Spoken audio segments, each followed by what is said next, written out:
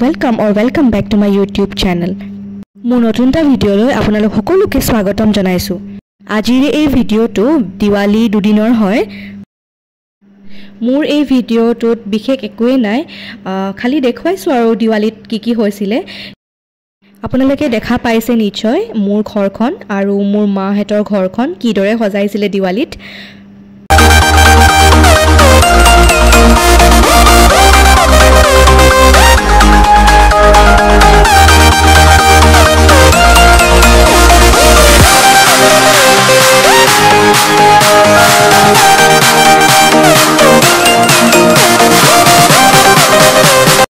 ঘৰত লাইট চাকি জ্বলোৱাৰ পিছত আমি অলপমান উলাই গৈছিলো। এয়া হৈছে আমাৰ ঘৰৰ ওচৰতে হোৱা পূজা ভাগ।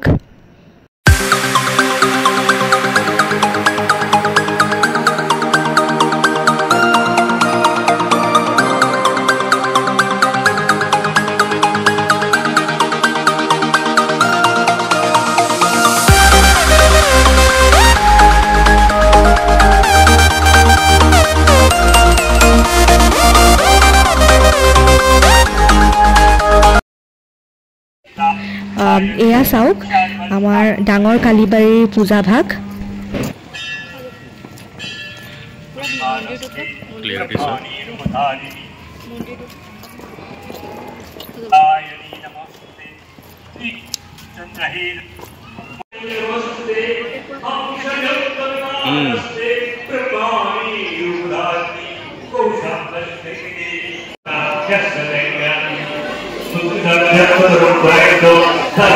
এয়া হৈছে শনি মন্দিৰৰ ওচৰত হোৱা পূজা ভাগ।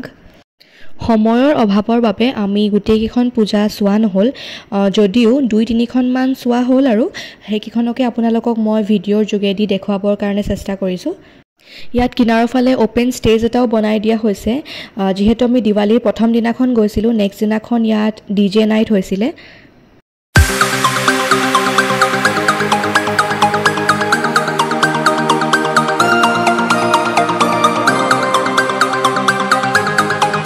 কেটত হোৱা পূজা ভাগ। এয়া হৈছে আমাৰ ঘৰৰ ওচৰতে হোৱা আন এখন পূজা।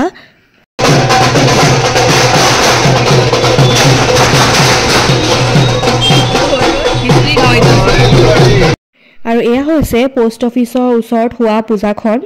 চাওকচোন ইমান ধুনীয়াকৈ সজাইছিলে। ইয়াত আকৌ ৰাতি প্ৰগ্ৰামো হৈছিলে।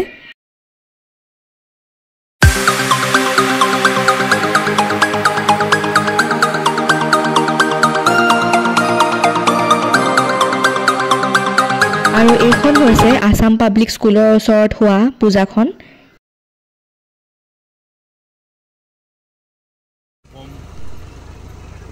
এইখন হৈছে AX-ত হোৱা পূজাখন। এতিয়া আপোনালোকক দেখুৱাম মানুহৰ ধুনীয়াকৈ সজোৱা ঘৰ আৰু দোকানবোৰ। আৰু বহুত আছিলে, কিন্তু মোৰ সেইবোৰ ভিডিঅ' কৰা নহ'ল, অকল 2-1 কৰা হ'ল। তেনেহ'লে আজিৰ ভিডিঅ'টো ইমানতে শেষ কৰিছোঁ। আপোনালোকৰ যদি ভিডিঅ'টো চাই ভাল লাগিলে তেনেহ'লে লাইক, শ্বেয়াৰ আৰু ছাবস্ক্ৰাইব কৰিব নাপাহৰিব মোৰ চেনেলটো।